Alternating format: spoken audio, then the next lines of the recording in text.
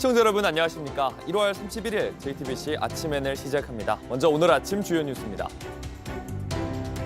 이상민 전 행정안전부 장관이 경찰에 윤석열 대통령이 지난해 비상계엄을 선포하기 직전 국무위원 전원이 반대하고 있다며 윤 대통령을 만류했다고 진술한 걸로 전해졌습니다.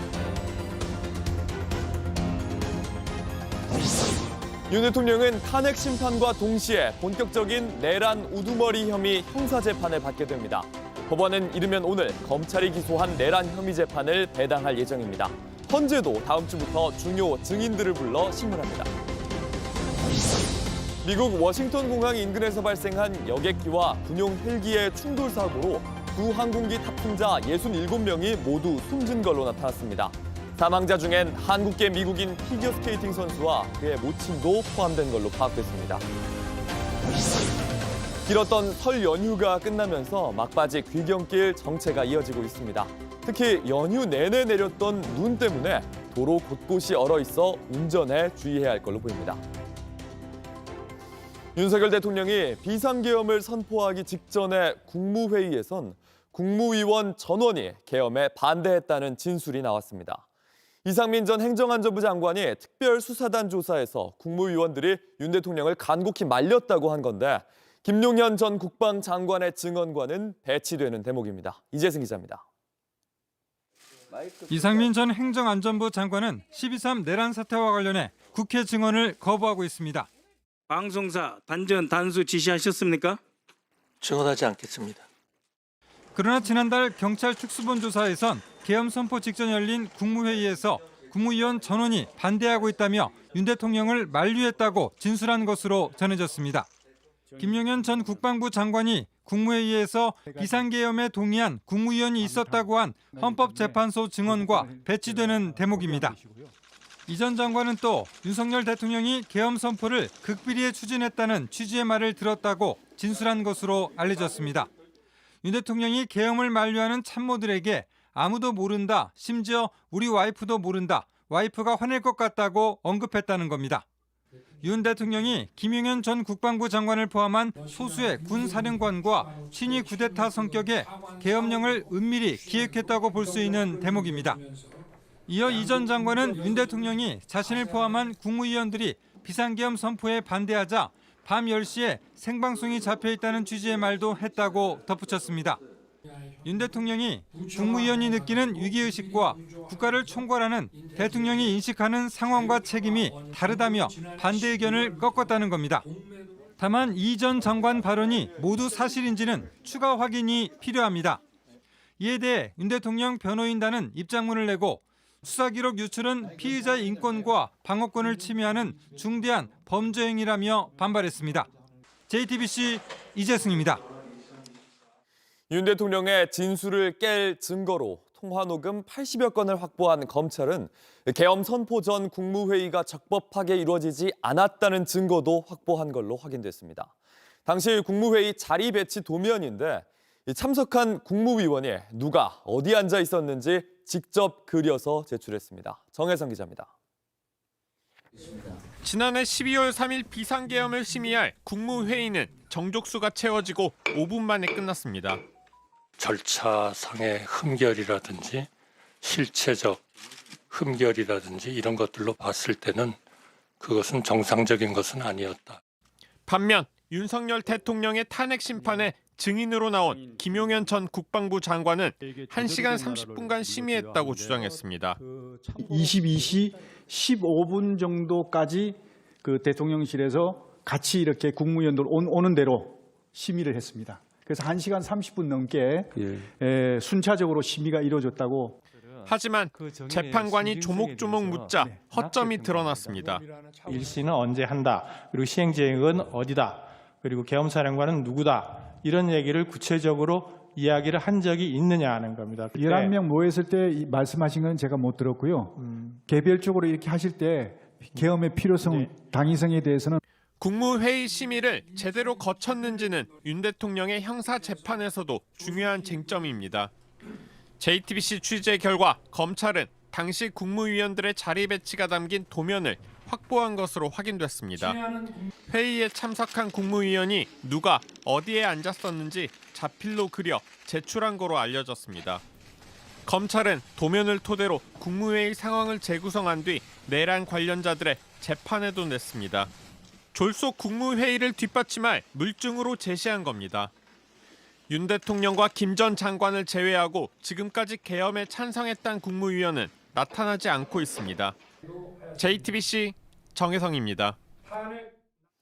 구속 수감된 윤 대통령은 탄핵 심판과 동시에 본격적인 내란 우두머리 혐의 재판을 받게 됩니다. 이르면 오늘 법원은 검찰이 기소한 내란 혐의 재판을 배당할 예정인데 윤 대통령 측은 형사 재판을 이유로 탄핵 심판 중지를 요청하고 보석도 청구하려는 것으로 알려졌습니다. 조민준 기자입니다. 검찰 특수본은 지난 26일 윤 대통령을 재판에 넘겼습니다. 법원은 이르면 오늘 재판부에 사건을 배당할 것으로 보입니다. 내란 혐의 재판을 맡고 있는 재판부가 맡을 가능성이 큽니다. 현재 김용현 전 장관 등 내란 중요 임무 종사 혐의로 재판에 넘겨진 이들이 모두 한 재판부에서 재판을 받고 있습니다. 증거 관계 등이 상당 부분 비슷해 한 재판부에서 담당하는 게 효율적일 수 있습니다. 예정대로 진행되면 2월 중엔 재판 준비 절차를 진행하고 본 재판은 3월에 시작할 수 있다는 관측이 나옵니다. 탄핵 심판 속도도 빨라집니다. 다음 주 화요일부턴 군 사령관 등이 탄핵 심판 증인으로 나옵니다. 특히 대통령이 직접 방첩사를 도와라는 지시를 했다고 밝힌 홍장원 전 국정원 1차장의 진술이 주목됩니다. 이에 따라 대통령 지키기에 골몰했던 김용현 전 장관 증인 신문 때와는 전혀 다른 흐름이 펼쳐질 것으로 예상됩니다. 윤 대통령 측도 대응에 나섭니다. 현재 형사 재판을 받고 있다는 이유로 탄핵 심판 중지를 요청할 수 있습니다. 헌법재판소법 51조가 근거인데 이른바 고발사주 의혹으로 기소된 손준선 검사장이 이 조항을 근거로 탄핵 심판 정지를 신청해 인용됐습니다. 다만 헌재법 51조는 강행 조항이 아닙니다. 문영배 헌법재판소장 권한대행도 앞서 헌재 재판은 형사재판과 다르다고 명확히 선을 그었습니다. 윤 대통령 측은 또 형사재판 재판부가 정해지면 보석을 청구하는 방안도 검토 중인 것으로 알려졌습니다. JTBC 조민주입니다. 최상목 대통령 권한대행은 오늘 국무회의를 열고 내란 특검법에 대한 거부권을 다시 행사할 걸로 보입니다. 7번째 거부권. 이렇게 되면 최 대행은 역대 가장 많은 거부권을 행사한 대통령 권한대행이란 기록을 남기게 됩니다. 민주당은 거부권을 행사할 명분이 없다고 밝혔습니다. 김태영 기자입니다. 정부는 국무회의를 열고 내란 특검법 제2요구안을 상정합니다. 최상목 대통령 권한대행이 이를 제거하면 7번째 거부권 행사입니다. 대통령 권한대행으로선 역대 최다입니다. 윤석열 대통령 역시 1987년 민주화 이후 현직 대통령으로선 가장 많은 25차례 거부권을 행사했습니다. 최 대행은 앞서 내란 특검법에 대해 한 차례 거부권을 행사한 바 있습니다. 당시 최 대행은 여야 합의를 수용 조건으로 내걸었습니다. 하지만 여야는 끝내 접점을 찾지 못했고 야당은 지난 17일 단독으로 내란 특검법을 처리했습니다.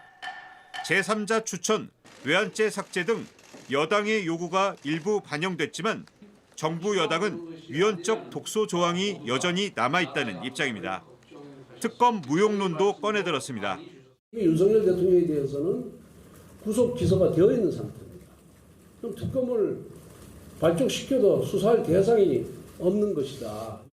민주당은 최 대행이 거부권을 행사할 경우 탄핵 추진 여부에 대해선 즉답을 피했습니다. 다만 거부권 행사에 명분이 없다는 점을 분명히 했습니다. 국민의힘의 요구사항을 대폭 반영한 내용입니다. 거부권을 행사할 이유를 전혀 찾을 수 없는 그런 법안입니다. 최 대행 측 관계자는 최 대행이 여전히 숙고 중이라며 국무회의 모두 발언 때 입장을 낼 것으로 보인다고 밝혔습니다. JTBC 김태영입니다. 온라인에서 화제가 된 뉴스, 화제가 될 뉴스를 골라 전해드립니다. 아침엔 소셜픽입니다. 올해는 또 어떤 드라마와 영화가 우리를 울고 웃게 할까요? 세계적인 인기를 끈 시리즈 오징어 게임의 3번째 시즌이 6월에 돌아옵니다. 기묘한 이야기 5번째 시즌부터 웬즈데이 2번째 이야기까지. 오늘 넷플릭스가 올해 돌아오는 오리지널 작품들을 한데 묶어 소개했습니다. 오징어 게임의 2번째 시즌이 지난해 12월 공개됐는데 마지막 시즌은 6개월 뒤인 6월 27일 볼 수 있게 됐습니다. 시즌2는 지난해 4분기에만 1억 6,570만 번 시청되면서 지금도 넷플릭스 비영업권 시리즈 세계 1위 자리를 차지하고 있습니다. 설 연휴 동안엔 또 다른 넷플릭스 드라마 중증 외상센터가 주목을 받았습니다. 웹툰, 웹소설을 원작으로 대형 병원 중증 외상팀에 부임한 외과 의사 이야기를 다뤘는데 24일 공개 이후 글로벌 3위에 올랐습니다. 한국과 말레이시아, 인도네시아에선 1위를 했고 남미와 유럽에서도 10위권에 들었습니다. 오징어 게임 시즌1 솔로 지옥에 이어 서울을 배경으로 한 미국 드라마 엑소 키티까지 인기를 끌면서 한국 관련 콘텐츠에 대한 관심이 여전히 높다는 걸 보여줬습니다. 중국이 설날을 맞아 5시간에 걸친 특집 생방송을 했습니다. 중국의 인공지능 딥시크에 이어 휴머노이드 로봇도 주목을 받았습니다. 중국 CCTV가 28일 방송한 춘제 갈라쇼 영상입니다. 16대의 로봇이 무용수들과 함께 중국 북부 지역의 전통 무용 무양거를 추고 있습니다. 3분 정도의 영상인데 로봇들 손수건을 돌리고 위로 던졌다가 다시 받기도 합니다. 3개월 동안 AI 기반으로 학습된 중국 로봇 업체의 인간형 로봇입니다. 유명 영화 감독 장 이머우가 연출한 이번 방송, 중국 내에서 168억 건 조회됐는데 로봇, 드론 등 중국의 과학기술 발전을 소개하는 데 집중했습니다. 상대적으로 저렴한 비용으로 챗GPT 버금가는 성능을 보여준 중국의 인공지능 딥시크의 개발도 충격을 줬죠. 하지만 발전을 둘러싼 논란도 많습니다. 역사상 가장 많은 사람을 죽인 건 누구냐? 마오쩌둥을 답한 뒤 갑자기 딥시크가 말을 돌립니다. 실시간으로 중국 정부가 인공지능을 검열하는 건 아닌지, 또 개인정보 유출에 대한 우려의 목소리도 커집니다. 미국 항공우주국 나사가 소행성에 대한 새 연구 결과를 공개했습니다. 45억 년 전에 생겨난 이 암석엔 인류 탄생의 비밀이 우주에 있었다는 단서가 담겨 있었습니다. You ready to see the results of the mission? Take a peek. 영상 속 검은색 암석, 2020년 나사의 우주선 오시리스 렉스가 채취한 겁니다. 45억 년 전 만들어진 얼음 행성에서 10억 년쯤 전에 분리된 소행성 베누에는 33종의 아미노산 등 유기 분자 화합물이 나왔는데요. 이 중에는 생명체의 구조와 기능에 필수적인 단백질을 만드는데 사용되는 14종의 아미노산이 포함됐습니다. 사실 이미 지구에 떨어진 운석에서도 발견된 것들입니다. 하지만 떨어지는 과정에서 오염됐을 수가 있어서 3억 3,300만 킬로미터 멀리 소행성에서 직접 채취하는 방식을 썼고 돌아오면서도 대기 접촉을 완전히 차단했습니다. 연구에 따르면 우주에서 지구로 떨어진 암석이 생명을 탄생시키는 원료를 갖고 있었다고 추측할 수 있습니다. 나사는 우리가 누구인지 어디에서 왔는지 알아내고 태양계에 대한 이해를 높이기 위해 연구를 계속하겠다고 밝혔습니다.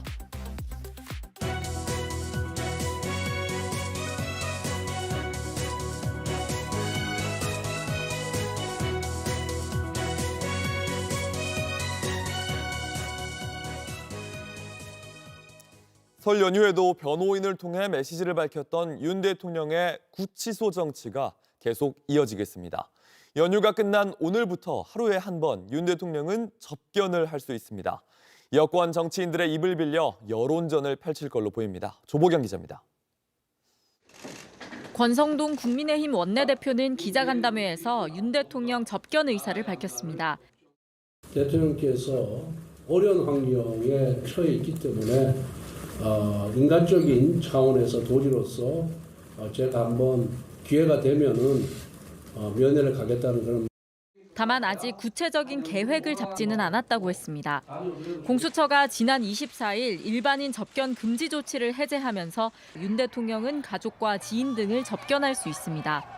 일반 접견은 하루에 한 번, 회당 30분 내로 제한되는데 서울구치소는 10분 내로 알려졌습니다. 구치소 앞을 찾았던 윤상현 의원도 의지를 드러낸 바 있습니다.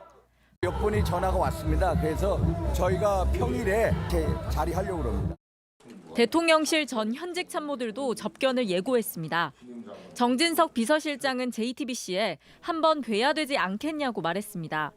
김대기, 이관섭 전 비서실장을 비롯한 전직 참모들도 윤 대통령을 찾을 걸로 보입니다. 여권에서 이렇게 접견에 적극적인 건 윤 대통령이 취해왔던 여론전과 무관치 않다는 분석입니다. 윤 대통령의 메시지가 이들을 통해 외부에 직간접적으로 노출될 수밖에 없기 때문입니다. 접견을 활용한 이른바 구치소 정치가 본격화되는 겁니다. 김건희 여사의 접견 여부도 관심사입니다. 윤 대통령 측은 앞서 김 여사의 건강 상태가 좋지 않다고 밝혀 접견 가능성이 높지는 않습니다. 다만 김 여사가 구치소의 모습을 드러낼 경우 이 역시 지지층 결집을 노린 여론전의 일환으로 해석되면서 비판 또한 거셀 전망입니다. JTBC 조보경입니다. 어제 미국 워싱턴의 공항 인근에서 여객기와 군용 헬기가 충돌했는데 두 항공기의 탑승자 67명이 모두 사망한 걸로 파악됐습니다. 도널드 트럼프 대통령은 기자회견을 열고 사고 생존자가 없다고 하면서 이번 참사가 인재일 가능성을 시사했습니다. 워싱턴 특파원을 연결해 보겠습니다. 김명우 특파원, 지금 수색과 구조 작업, 사고 원인 어떤 소식 들어와 있습니까? 네, 저는 사고 여객기가 추락한 워싱턴 DC 포토맥 강변에 나와 있습니다. 충돌 사고 발생 이후 이제 20시간이 지난 상황입니다. 여객기에 탑승한 승객 60명과 승무원 4명, 그리고 헬기에 탄 육군 3명 등 총 67명은 모두 숨진 것으로 조사됐습니다. 현지 소방당국은 현재까지 모두 28구의 시신을 수습했다고 밝혔습니다. Despite all those efforts, we are now at a point where we are switching from a rescue operation to a recovery operation. At this point, we don't believe there are any survivors from this accident. And we have recovered 27 people from the plane and 1 from the helicopter. 사고 원인과 관련해 피트 헤그세스 국방장관은 헬기에 실수가 있었다며 헬기의 고도 상승이 문제가 됐을 가능성에 대해 조사하고 있다고 밝혔습니다. 정확한 사고 원인 규명은 좀 더 시간이 걸릴 것으로 보입니다. 네, 트럼프 대통령이 기자회견을 열고 사고 책임을 전 정부 탓으로 돌려 논란이라면서요. 네, 트럼프 대통령은 먼저 미국의 수도에서 그리고 미국의 역사에서 어둡고 고통스러운 밤이었다며 희생자에게 애도의 뜻을 표했습니다. 이어 정부는 답을 찾고 있다며 철저한 조사와 사고 재발 방지를 약속했습니다. 그러면서 전임 바이든 정부를 향해 화살을 돌렸습니다. 능력이나 전문성 대신 다양성을 중시하는 인사 정책 때문에 항공 안전을 책임지는 교통 관제 인력에 문제가 있었다는 주장인데 뚜렷한 근거는 되지 않았습니다. 트럼프 대통령 발언 직접 들어보겠습니다. And here's one. The FAA's diversity push includes focus on hiring people with severe intellectual and psychiatric disabilities. 네, 희생자들의 안타까운 사연도 전해지고 있죠. 한국인 희생자도 혹시 있습니까? 사고 여객기에는 피겨스케이팅 전미 선수권 대회를 마치고 복귀하려던 전현직 피겨스케이팅 선수와 코치 약 20명이 타고 있었던 것으로 조사됐습니다. 이들 중에는 10대 한국계 피겨스케이팅 선수 진아한과 그의 모친도 포함된 것으로 파악됐습니다. 청소년 유망주로 꼽혔던 진아한 선수는 미국 선수권 대회와 훈련 캠프를 다녀오다 참변을 당한 점에 비춰볼 때 국적은 미국일 것으로 보입니다. 또 피겨 세계 선수권 대회 금메달리스트인 러시아 부부 가족이 같은 비행기에 탑승했다는 소식도 전해졌습니다. 지금까지 워싱턴에서 JTBC 김영구입니다. 길었던 설 연휴가 끝나가면서 귀경길 정체 여전히 이어지고 있습니다. 주말까지는 서울을 향하는 고속도로가 복잡할 걸로 보이는데요. 특히 연휴 내내 내린 눈이 얼면서 도로 곳곳이 미끄러울 수 있어서 주의해야겠습니다. 이혜원 기자입니다. 어제 오후부터 시작된 귀경 행렬은 오늘도 계속되겠습니다. 오늘 하루 전국에서 이동하는 차량은 537만 대로 예상됩니다. 한국도로공사는 잠시 뒤인 오전 8시부터 정체가 시작될 것으로 예측하고 있습니다. 귀성 방향은 낮 12시에, 귀경 방향은 저녁 5시에 정체가 가장 극심할 것으로 보입니다. 오늘 낮 12시에 서울로 출발한다면 부산에선 7시간 30분, 대구에선 6시간 30분, 대전에선 3시간이 걸릴 것으로 예상됩니다. 양방향 정체는 오늘 자정 전후로 해소되겠습니다. 다만 서울로 향하는 차량은 내일과 모레도 계속 많을 것으로 보입니다. 도로공사는 내일 저녁 5시를 최대 혼잡 시간으로 예측하고 새벽에 해소될 걸로 내다봤습니다. 따라서 내일도 부산에서 서울까지는 최대 6시간 30분, 강릉에서 서울까지는 최대 4시간 30분 걸릴 것으로 보입니다. 도로 상황은 좋지 않습니다. 연휴 내내 내린 눈이 얼어붙으면서 도로 곳곳에 블랙아이스 등이 도사리고 있습니다. 특히 오늘은 수도권과 강원권을 중심으로 최대 5cm의 눈 예보가 있어 빙판길이 추가될 수도 있습니다. 도로 상황이 고속주행과 정체를 반복하면서 특히 안전운전에 유의해야 합니다. 또 교통 상황이 실시간으로 바뀌는 만큼 고속도로 교통 정보도 계속 확인하는 게 좋겠습니다. JTBC 이혜원입니다.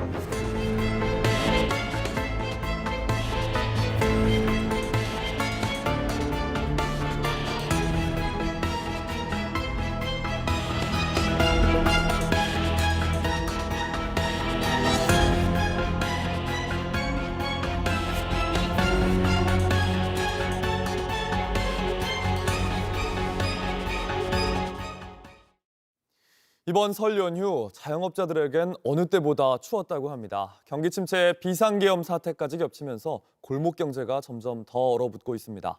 지방자치단체들은 긴급 처방으로 지역화폐 카드를 꺼내 들었는데요.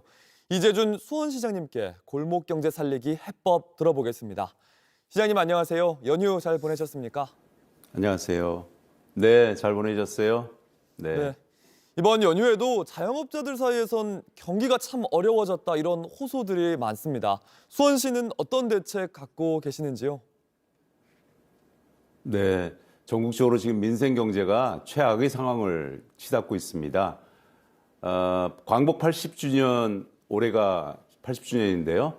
지난 한 서너 번의 국가적인 경제 위기가 있었는데 지금 경제 위기도 가장 최악이라고 볼 수 있습니다. IMF나 코로나보다 더 심하다고 합니다.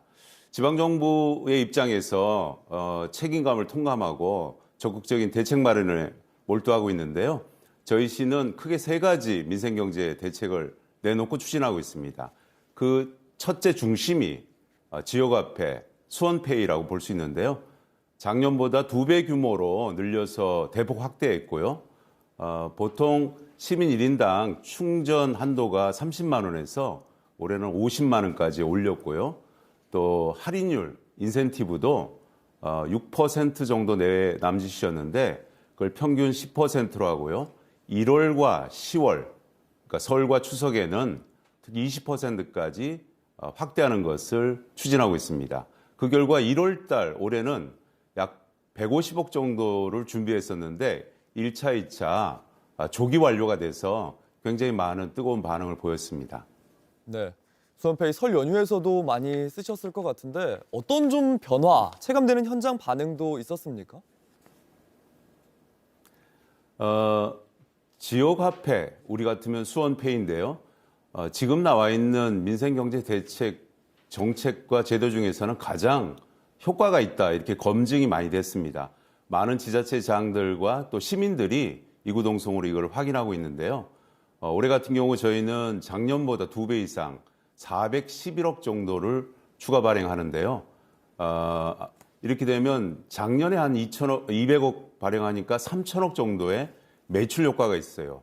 올해는 아마 411억을 발행하니까 한 5,200억 정도 이상이 매출 효과가 있을 것으로 판단됩니다.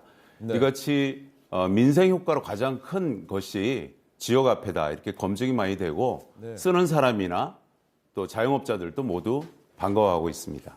네, 근데 물가가 높아지니까 소비자들도 쉽게 지갑을 열기가 어렵지 않습니까? 자영업자들도 이 지역 커피를 네. 겨냥해서 적극적인 할인 이런 걸 내놓기도 합니까?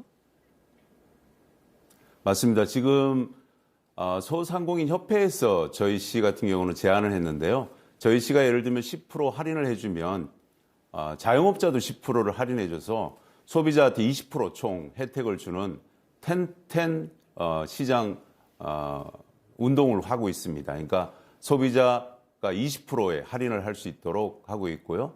또 선결제 운동도 열심히 하고 있는데 이거 많이 해왔죠, 그동안. 미리 소비할 것을 결제해서 그 운동으로 소상공인들, 전통시장, 골목시장을 부흥시키자라는 운동도 같이 하고 있습니다. 네. 그러면 수원시 차원의 또 다른 민생 회복 대책 어떤 게 있습니까? 지난번 발표한 대책이 총 3가지였는데요. 그 첫 번째가 아까 말씀드렸던 지역화폐, 수원페이였고요. 두 번째가 중소기업의 이자 대출을 저감해 주는 겁니다. 총 1,000억 원 정도로 준비했는데요. 최대 5억까지 이자를 주고 저희 시가 그중에 절반을 이자 부담을 해주는 겁니다. 그러면 5%의 이자율로 총 5억 원까지 이자를 받으면 2,500억 정도의 이자 부담이 되는데 그중에 절반 1,250만 원을 저희 시가 부담을 하는 것이죠. 네. 그렇게 중소기업을 응원하고 있고요. 또 하나는 일자리 창출입니다. 총 5,450억 정도, 작년보다는 50억이 더 늘었는데요. 1대1 매칭으로 일자리를 원하는 사람과 또 필요한 사람들한테 서로 매치해 주는 겁니다. 일자리를 많이 창출해서 소비도 진작시키고 지역경제도 활성화시키겠다는 그런 대책입니다. 네. 골목경제 살리기 방안 이재준 수원시장님께 들어봤습니다. 감사합니다. 감사합니다.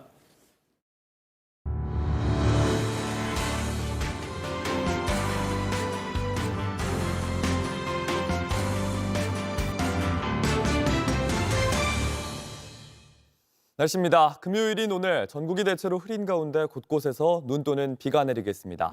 예상 적설량은 서울 등 수도권과 강원 내륙은 1에서 5cm, 그 밖의 지역은 1cm 미만입니다. 오늘 낮 최고 기온은 서울, 인천이 2도, 대전 8도, 부산 11도 등 전국이 영상의 포근한 날씨를 보이겠습니다. 밤부턴 호남 지역과 경남 서부, 제주도를 중심으로 비가 예상됩니다. JTBC 아침에는 마칩니다. 다음 주도 7시 반에 아침을 열겠습니다. 시청해주셔서 감사합니다.